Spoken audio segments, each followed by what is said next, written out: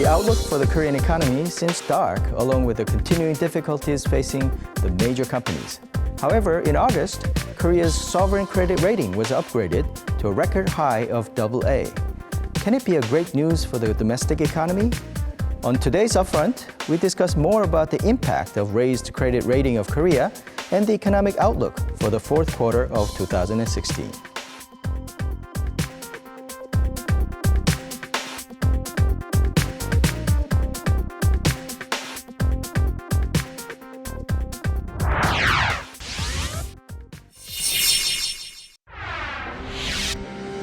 On August, global credit rating agency S&P upgraded Korea's sovereign credit rating to a record high of AA.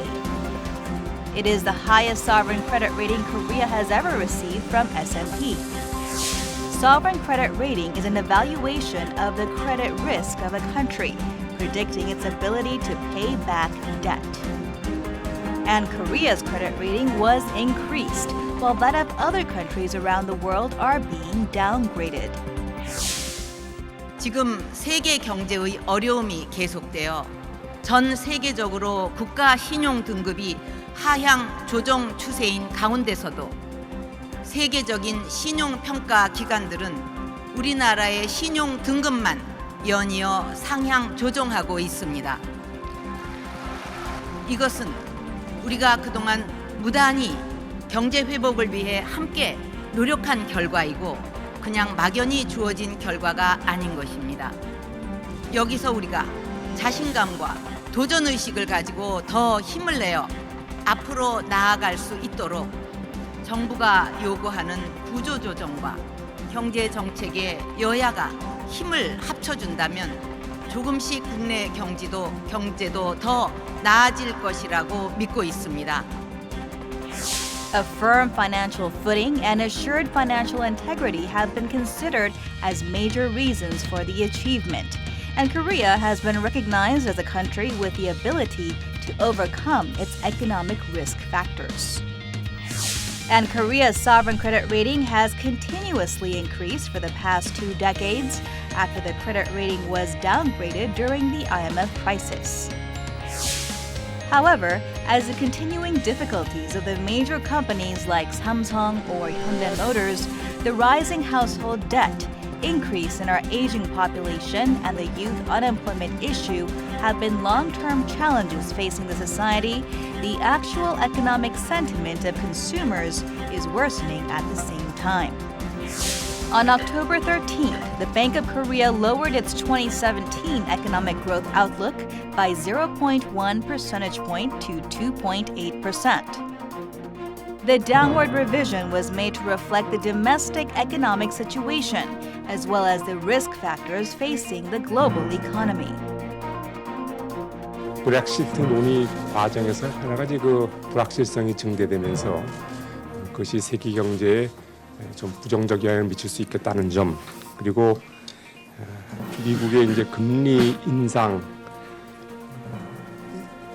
물론 점진적으로 한다 하더라도 일부 취약 신흥국의 금융 경제 상황이 불안해질 가능성, 이것이 지금 대외 리스크라고 좀 볼 수 있고, 대내적으로는 아무래도 이제 기업 구조 조정에 따른 경제 주체들의 심리가 위축될 가능성을 저희들은 좀 큰 리스크로 보고 있습니다.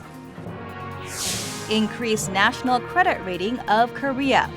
Can it bring about positive effects to the Korean economy amid the era of a long period of low growth?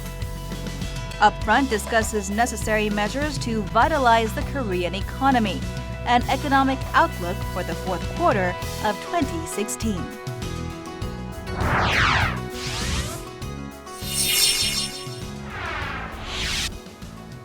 For today's discussion, we're joined by 2 experts on economy. First, we're joined by Choi Sang-mi, Associate Dean of Ewha Graduate School of Business at Ewha Women's University. Yeah. Welcome to the program. Glad you're here. And also joined by Jun-sok, Professor of Economics at Catholic University of Korea. Happy to be here. Welcome back. Okay, today's topic is economy, and let's talk about the S&P raising the credit rating. In August, one of the big three credit ratings agency, S&P has raised Korea's sovereign credit rating to AA, which is a record high. Yes. Now, a lot of news media outlets tout it as a significant achievement of Korean economy. What's your take on that? Is this really good news? Yeah, I basically agree that it's a good news, specifically that the financial stability perspective. Yeah, it's good. It will bring some good result in our economy. Yeah. Okay. Well, it is good news, but I think it's a bit limited. The S&P sovereign credit rating looks only at whether the government can pay back its debt or not. Now, good economic growth is a part of that, but it's not necessarily the whole of it. So we see in some countries which are not doing very well, but have a very good credit rating because they do have the ability to pay their debt back. So I think it is good news. It does signal that at least S&P does not think that our economy will do badly. But on the other hand, I think it is limited in its interpretation. That's a great point. But fundamentally, why would you look at the sovereign credit rating in the first place? What do they do?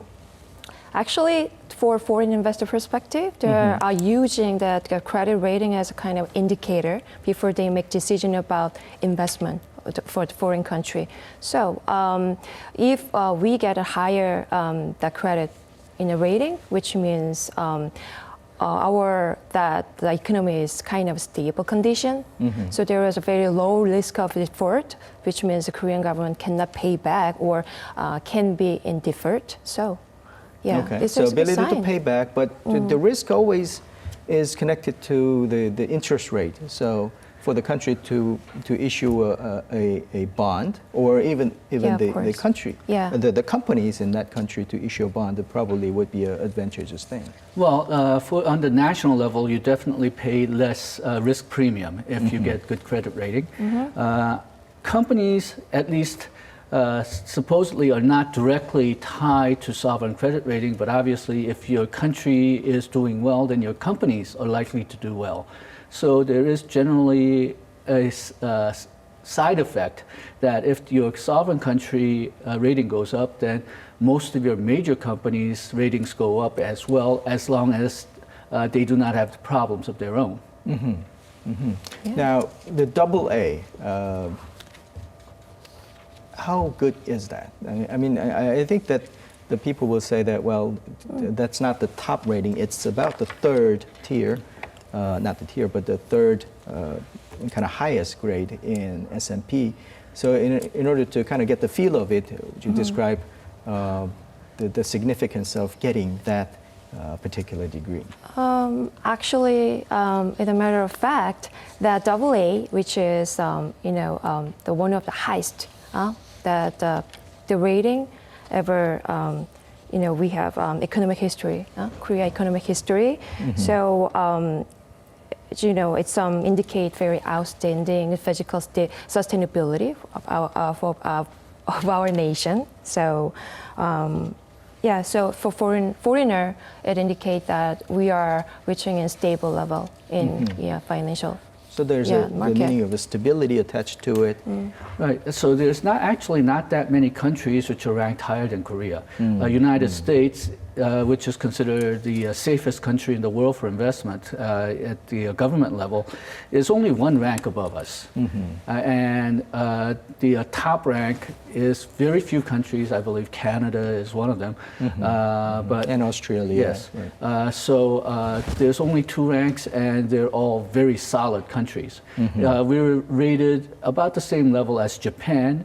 In fact, some people argue that we're actually doing better than Japan because we have a neutral or positive outlook, whereas Japan has a negative outlook with the same rating. Well, Japan has been always hampered with a very high rate of national debt.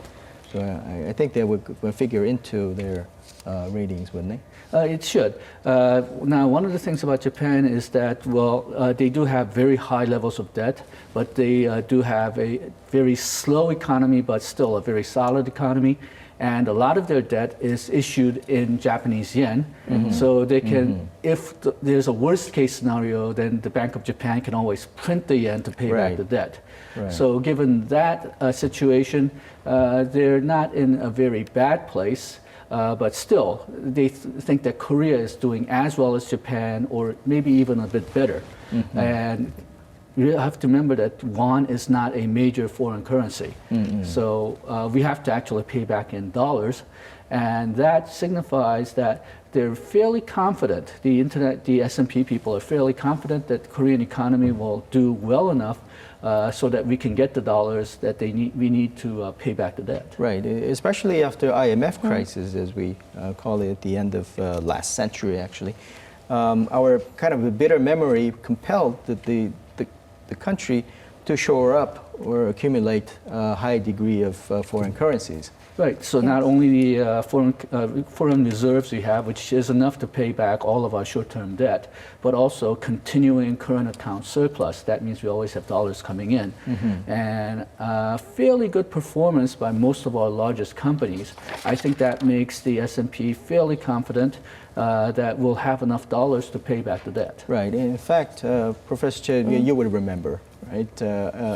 During the IMF crisis, I think our rating was B+. Yes. And it was a very tough situation. But what's remarkable is that we not only got out of it pretty quickly, but I think the record is that we never fell back into lower grade, and it was always going up to reach now, well, what is it, AA. From our perspective, what would be the key reason that drives this kind of upward ascendancy? In my opinion, after IMF, during the crisis, our government as well as corporation learned a lot from the crisis itself. So, especially corporation perspective, they try to be efficient as much as possible to compare with a global company.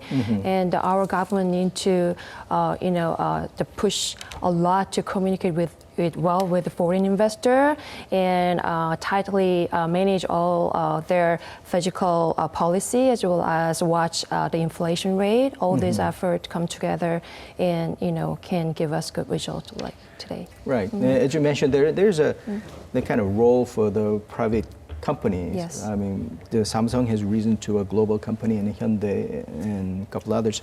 But there's a role for government as well. From a comparative perspective, who would you say did a lot more to contribute to this kind of Well, I think it's a combination of both. I mean, we talk about foreign reserves, how much it's risen. We talked about current accounts. And those are basically made possible because of the private companies. You cannot have current account surplus without companies exporting actively. Yes. It's very difficult to have foreign exchange reserves for the government to get enough foreign exchange reserves unless there's confidence in the Korean economy and the Korean government. So I think it's a combination of both. Now, I do want to point out, though, that as the credit ratings agencies sometimes cannot handle surprises. So you mentioned that right after the Asian financial crisis, our credit rating went down to as far as B+. But what's somewhat forgotten nowadays is that just before the financial crisis, our Korean sovereign credit rating was AAA. That's just one step below what we have now. I see. So S&P was caught, not only S&P, but the other credit rating agencies, the Moody's and Fitch, they were all caught completely by surprise. And I think this just shows that we cannot completely trust the credit ratings agency to look out for all situations. They do manage to be caught by a lot of surprises. I see. Now, let's get back to this situation where not many countries are above our grades. And what's remarkable is that we are above China and, in the qualified sense, Japan. And we're probably in the same league as Britain and also France. Now, the kind of looking further into that, those countries do not have what is called the positive or a negative on the side. We have a positive, but they're usually on the negative side. France and UK, I believe, are negative outlook. Right. So Yes. they do expect the ratings to fall. Right. I think that it's a reflection of the fact that the overall global economy is not very rosy. So if you're looking at the downward kind of plane going forward, it seems like Korea is the only country with a plus sign assessed to it. So if you look at Korea's statistics, then compared to other countries, it doesn't look that bad. Now, people in Korea itself, I think, do not really feel that. But if you look at the Korea's government deficit, if you look at it from an OECD standard, it's around 0%, slightly more or slightly less, but around 0%. And we're one of the few OECD countries which are running a balanced government budget. And then our debt to GDP ratio is about 40% if you take the OECD standards.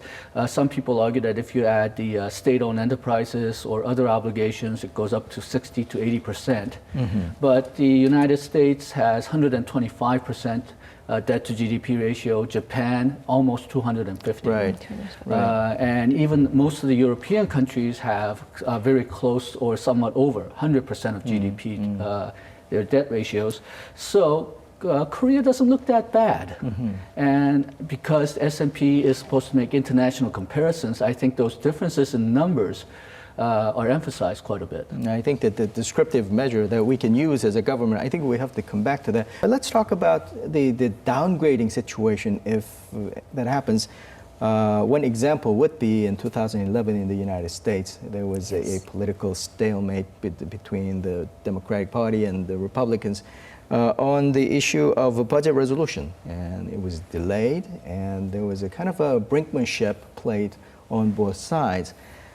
So the end result was that the credit ratings agency downgraded the United States.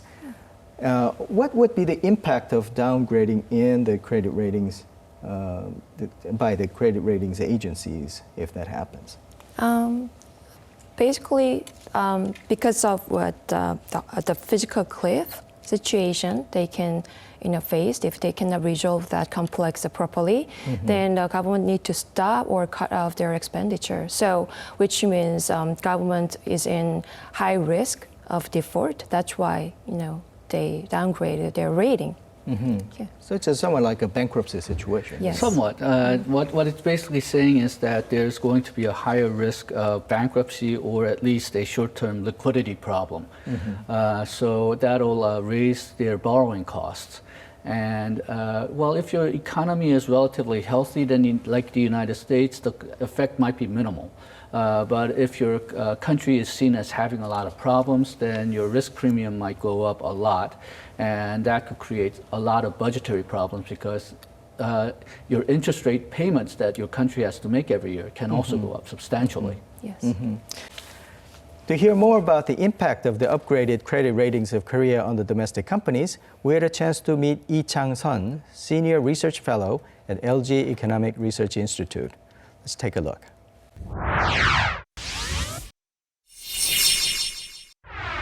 국가 신용등급이 높아진 게 우리나라로서는, 우리 또 금융기관 기업으로서는 대단히 반갑고 또 바라던 바이기 때문에 긍정적으로 바라볼 수는 있겠습니다. 그렇지만은 국가 신용등급이 높아진 게 결국은 우리의 그 대외 건전성이 높아진 요인이 큰데, 결국은 대규모 경상수지 흑자는 우리의 내수가 위축되면서 나타난 그런데도 크게 기인한 것이기 때문에 결국은 국가 신용등급 상승이 반가운 것이지만 결국 한편으로 보면 우리 경제의 활력이 떨어지고 있는 그런 신흥국형에서 또는 선진국형으로 경제 구조가 전환되고 있는, 이제 그러면서 성장세가 뚜렷이 약화되고 있는 것을 반영하는 게 아닌가 하는 점에서는 또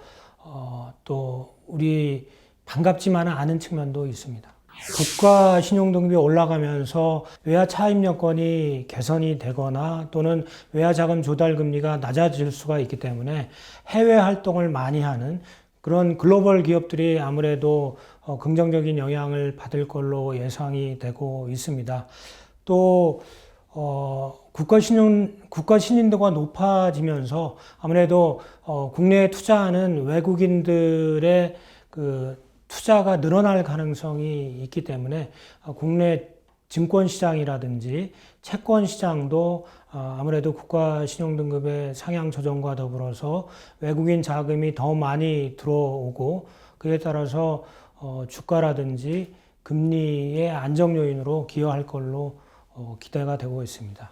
수출 구조를 과거하고는 좀 다르게 가져가는 노력이 필요한 것 같습니다. 그동안은 주로 완제품 위주였다라고 한다면 앞으로는 부품 소재 부문의 경쟁력을 조금 더 높여야 되겠고 또 최근 들어서 중국이 내수 시장이 커지는 추세이기 때문에 중국의 소비 시장을 겨냥한 그런 제품들의 경쟁력을 높여나가는 노력이 필요하겠습니다. 앞으로는 국내의 소비라든지 투자 여건을 개선시켜서 내수를 더 키우는 그런 정책적인 노력이 필요하겠습니다. 그리고 산업 측면에서 보면은 최근 새롭게 대두되고 있는 그런 산업들, 전기차라든지 인공지능과 같은 그런 새롭게 대두되는 산업 분야에서 우리가 조금 더 앞에 나가서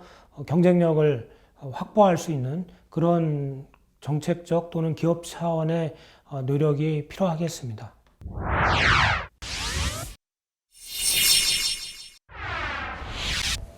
Professor Che, if you remember last August when the credit rating agency upgraded our sovereign credit rating, it seems like on Q, there was a flurry of economic activities, mostly good news. The Kospi index went up over 2030 and at one point over 2040.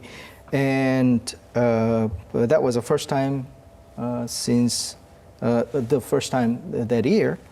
And also the currency, the valuation has gone up first time since the last June of last year. Yes. So these kind of activities, would you make a direct causal relationship with the ratings going up with those kind of activities? Yeah, I believe so. Some part because of the more foreign investors want to invest our stock market. That's why, in a short-term perspective, really, certainly has some impact, positive impact to our stock market. That's why stock price went up. Also, that Korean won, of course, because more foreign investment money comes to our money market, so it makes our won value stronger. Right. Yes. Would you agree with that specifically? As she mentioned, there is a foreign buyers kind of flocking to the Korean stock market and also in the currency market as well. Now that could be a good news, but we know that the foreign buyers can be at times volatile. So maybe you can talk about the little bit of risk aspect Yeah, to I it mean, too. money coming in, they could obviously have money going out, so that actually can create a lot of instability, a lot of chaos. And I think we've seen that after the market went up in August, it didn't stabilize at the higher level. It actually fluctuated quite a bit depending on the latest economic news, and I think we sort of expect that from the stock market. Right. I think what it did, though, to bring in a lot of foreign investors is that sometimes some funds are limited by what kind of grades their investment has. So they're not allowed to invest in anything lower than a certain grade. And by raising the Korean credit rating, I think it allowed some of those customers to finally be allowed to buy Korean bonds. So I think that has some permanent effect. But mostly, I think it sort of got lost in the news after August. So it has opened the door for a lot of buyers. Some institutional, some fund buyers. Yes. Well, we can talk about kind of a counterpoint of kind of rosy pictures. We should talk about the weak point that was brought out during the discussions. What would be the kind of challenges that the Korean economy has? Because even though we had the good news of credit ratings going up, but we did experience a lot of negative impact afterwards that might be reflecting kind of the fundamental weak points or challenges that we have. So you mean that some risk of Korean economy, right? Right. Yeah. There are well-known the issues such as the high rate of household debt. That's a huge problem. Also, we have high rate of unemployment, especially on youth population. Another one. Also, the aging society. That's all internal factor. Of course, we need to think about the external influence as well. Like we are our export so much depends on the China. And that's a problem. Also, as our corporation and government globalize, that we cannot ignore the influence from a global economic situation. So, yeah, that is another risk we need to take care of. I see. You can also contrast the benefit versus, challenges. Well, I'm sorry to say that there doesn't seem to be a lot of good news right now. I think just about the only good news that we can point out is that, first of all, as I mentioned before, the Koreans, because we are living in Korea, do not really feel it. But I think the situation in Korea is not as bad as some other advanced countries. In Europe, you have, for the unemployment among the young, you have typically 8 or even above 10% unemployment level. Ours is relatively high, but still, it's lower than the European levels. And then another good news may be that the U.S. economy seems to be recovering. It's not as recovering as quickly as we hoped, but still, the recovery seems fairly solid. And what we're hoping is that perhaps the U.S. economy can lead as an engine of growth. But those are very few good news in the global situation right now. I see. How about, Korea has known to be an export-oriented company, so we rise and fall with the export situation. And one of the things that kind of make a lot of people worry is that our kind of portfolio, or that all the eggs in relatively in one bag or one basket, and that is frequently China. Yes. So our dependency situation in China makes a lot of people worry. So if the China's prospect is good, then it's all around good news, but Yes. otherwise it is not. What's your assessment of the situation? Would you agree with that assessment? Yeah, I agree with that. Basically, agree with that sentence. We are a lot depends on the China's economic situation because we export a lot to China. However, we have to think about the form of export to China. We usually do processing trade, which means we have manufacturing facility in China. So we export the parts and raw material to China, parts, basically mainly part. So it looks like we export a lot to China, but besides like some cosmetic industry, most of them headed to another country. So in this size, it's not very negative, I see. Yeah.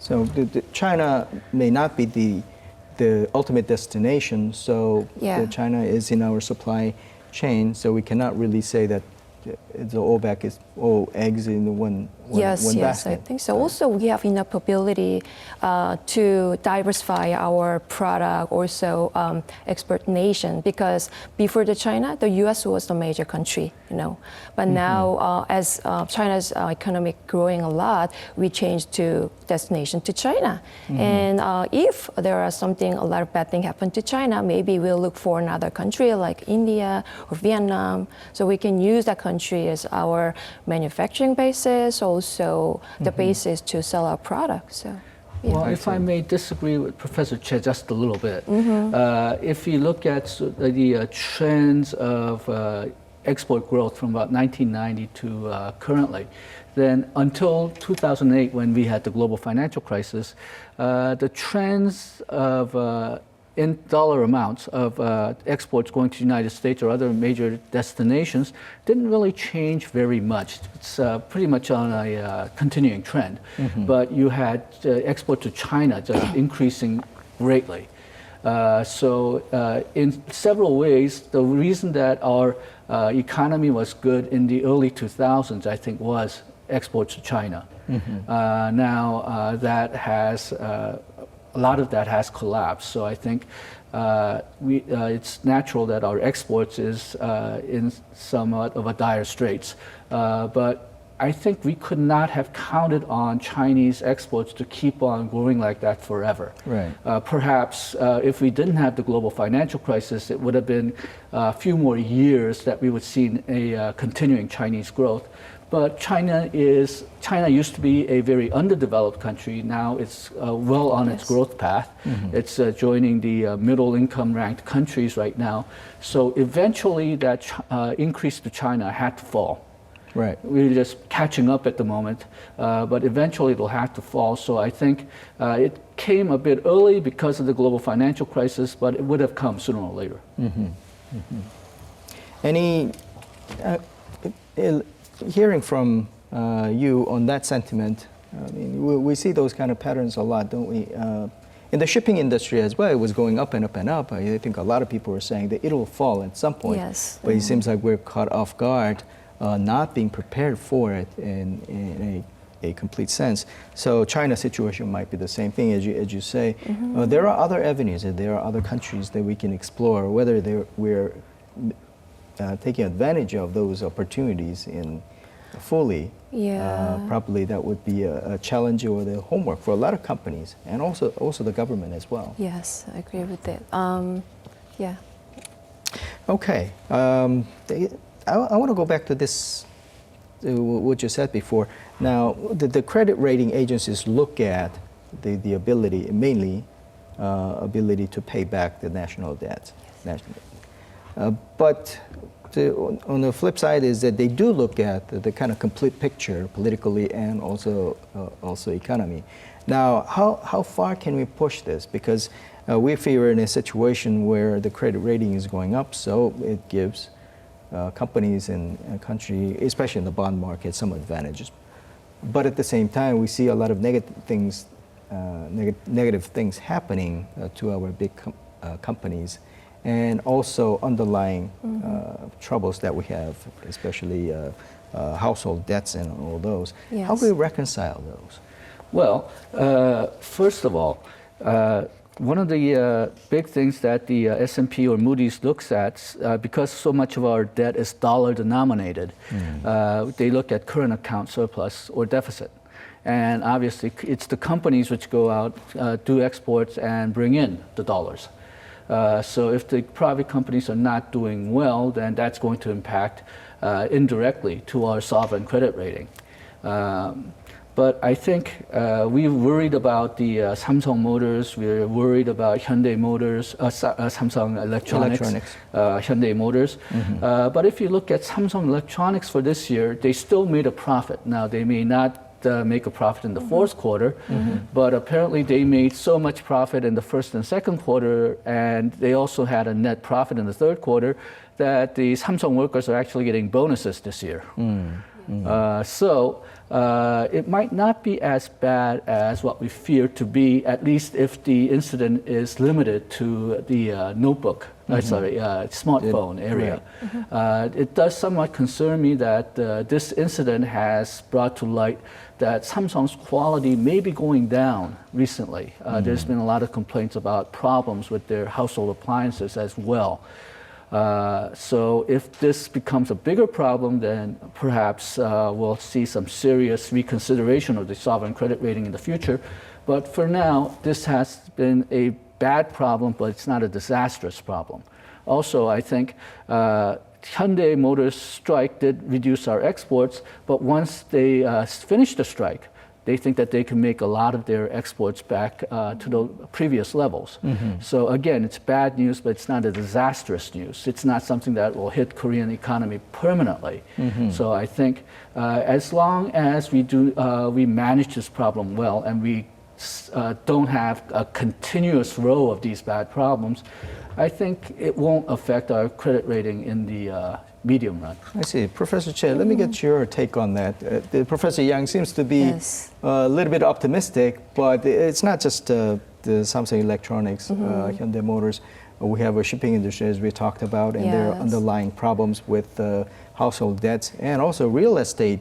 Many booms that we had probably will at some point go away because it's being overheated. Yes. So do your picture look as rosy as Professor Yang's? Yes.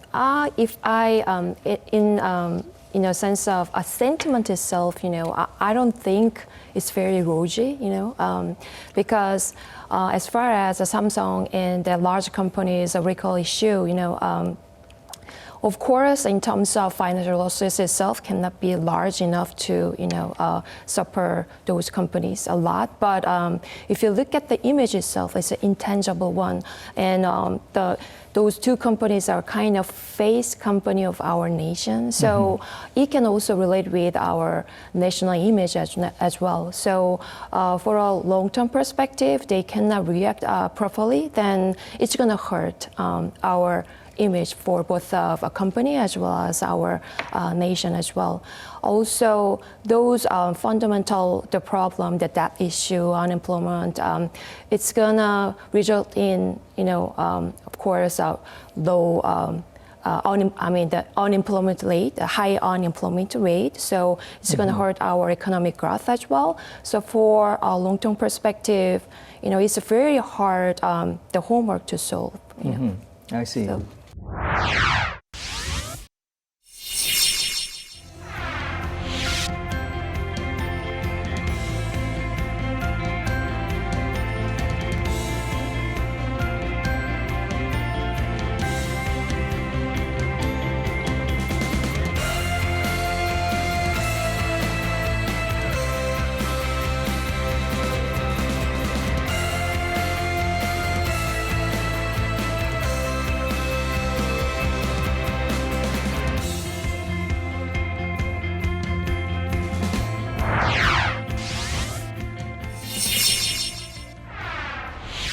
Now, one of the measures that the government is trying to push is a lot of events. One of them is 2016 Korea Sail Festa, Yes. Which is a kind of continuation of what we tried before the sales period that instituted. Do you think that this kind of measure will be effective and Yes, kind of so. have an ongoing success? Because that is kind of event for foreign tourists. They can open their wallet to buy the Korean products, so it's very encouraging. But there are some comments that the positive effect is very limited because they only focus on foreigner, not for domestic demands. So we need to look at more ways to boosting our domestic demands as well. Yeah. I see. The domestic market has always been a problem, wouldn't it? Well, not the problem, but always a project that we should push towards. Well, if you look at our consumption to GDP ratio, it's only about between 50 and 60%, whereas in most advanced countries it's between 60 to 70%. Right. So there's definitely room for it to increase, and there has been some recognition that we have to increase it, but we've depended on export-led growth for so long that I think whenever we have higher consumption, which usually means less savings and less investment, people get nervous. So they're not quite willing to make that leap. This may be an opportunity in a sense that we, right now, I think we're still trying to have an export-led growth, but because of the reduction in global demand, it's practically impossible to have an export-led growth right now. So we might have no choice but to go into domestic economics-led growth. I see. What has changed, and we have alluded to woes that the big companies had. We call them big two, don't we?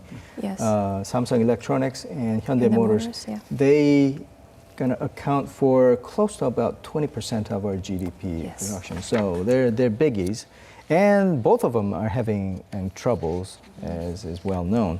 Now, how do you think this will kind of develop? How do you think will kind of resolve, if they will? You mean the resolution or? Right. Yeah, impact of our companies. economy. I think you can talk about what are the kind of causes and the issues that accompany with the big company operations.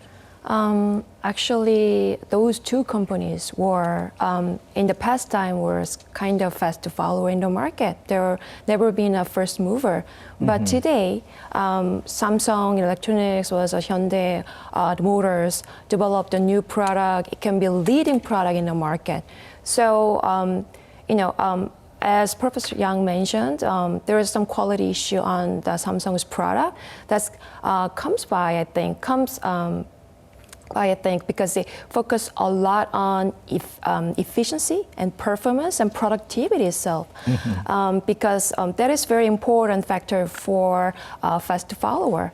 But then now, as a first mover, those kind of factor is not important anymore. So they don't want to save more cost. They don't need to, making the product faster than the other. Otherwise, they need to focus on more disruptive technology, and they need to put so much effort on innovate the continuous innovation. And they need to have attitude, want to learn from trial and error. So these are important things to solve this problem. I see. Those keywords like innovation, entrepreneurship, and disruptive technologies, I mean, those keywords usually fit it more to smaller, very agile companies, startups. We can talk about those startup companies in Silicon Valley or Israel, some other companies. But it does seem like it has not been really happening in a greater force in Korea. Yeah, is that because of the big companies, or do you think that there's I think there's both. I think the fact that the smaller well, first of all, the larger companies do most of the R&D in Korea. That's because partially you need a lot of capital to do it. And so that points out not only the fact that only the larger firms have large capital, but also in the United States and the countries with a lot of innovative companies, you have a very active financial sector, so that these people can get their money from investors who are willing to take the risk. In Korea, I think we don't have quite that type of a financial sector. So even if smaller companies do have good ideas, they cannot get funding for it. And then even if they manage to get funding and they get their ideas started, their ideas are sometimes taken by larger companies or even the government. So two problems right there: financial sector and the IPR protection. Right. And then you can go into more long-term factors, like a lot of young people do not see entrepreneurship as a desirable field. They rather go work for the larger companies because they are so risk averse. Right. Why are they so risk averse? That needs further study. But still, that's a problem that we have to deal with if we want to get a dynamic, innovative sector. Another sort of a related problem is that the type of aid that Korea gives to SMEs usually are not related to productivity or innovation. They do have a lot of innovation policies that affect SMEs, but the substantial portion of their SME assistance goes to, in effect, just keeping this SMEs operational. So labor assistance, capital investment assistance, so on. And a lot of times they do not create innovative SMEs, they create zombie SMEs. So we're going to have to re-examine what exactly do we want from our SMEs. Right. Yeah. One of the guests that always show up in this kind of larger discussion is North Korea. And when we're talking about the kind of assessment that the credit rating agencies look at, there's always been this Korea discount factor with it because of the security problems. It's one of the things they did look at in a political aspect of it. But the fact that the provocations of North Korea has been kind of stepping up, and now at a point where, in fact, that the S&P has said that because of the threats of North Korea, there's a possibility that the rating could go down. What would be the possibility of the ratings impacted by the North Korean provocations going forward? Well, I think right now it's limited because North Korea is making more provocation, but it's sticking to rattling its sabers rather than hitting anything substantial. As I mentioned before, what's most important to these credit rating companies is whether the actual economic performance. And right now, North Korea hasn't done much to actually reduce economic performance. It hasn't hit any Samsung factories.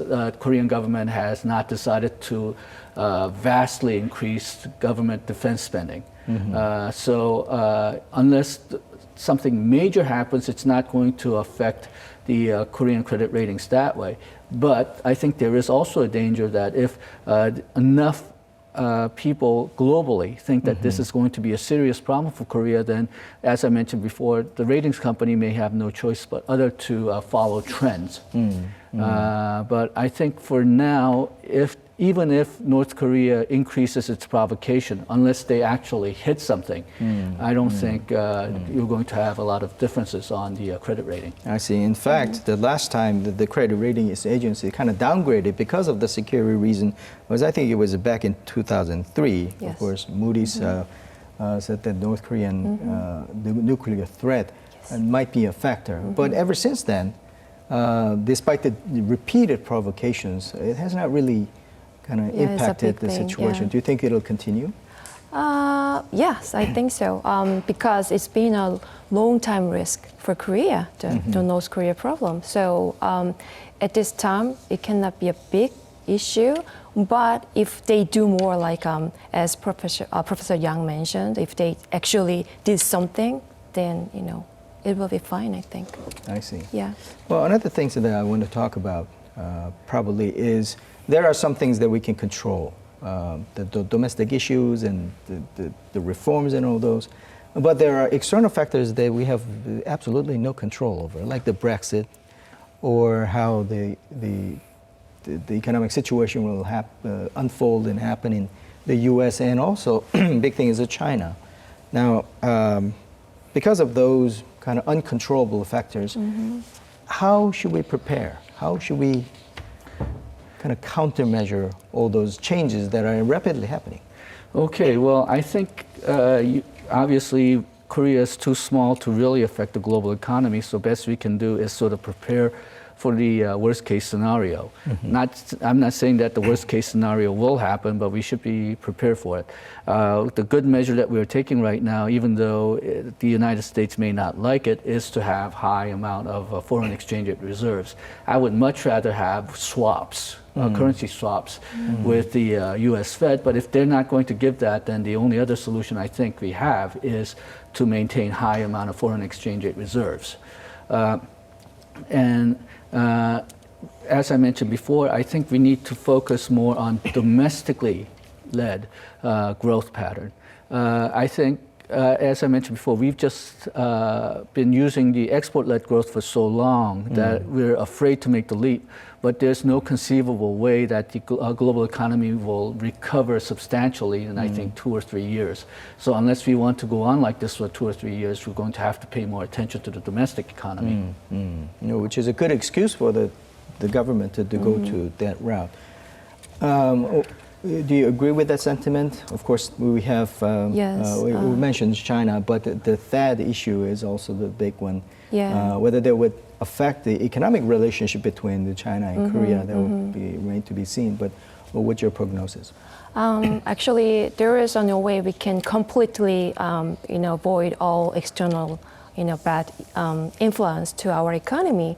However, as if we focus on more domestic economy, like boosting our domestic demands, it's gonna work. It's gonna give us more room.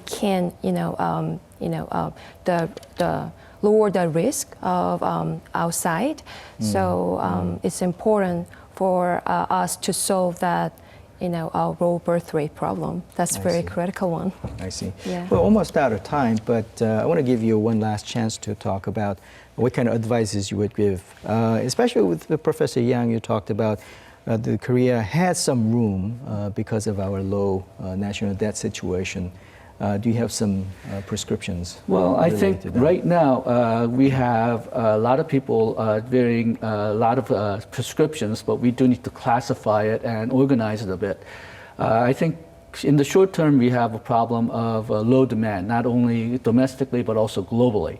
And then in the long term, we have a problem of productivity. Korea productivity, especially in the services sector, is very low. Our innovation level is still fairly low. But I think people are focusing on one side or the other when we need to do all of it.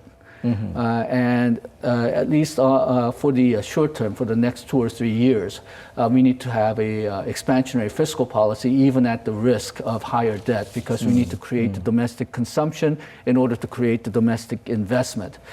Usually the path is start investment and we'll have more consumption, but I don't think that is working anymore. We need to have more domestic consumption, and I think the best way to do that is through government spending. Either government spending on certain projects that Korea needs, or my preference would be income supports for the poorer people who are more willing to spend their money rather than save it.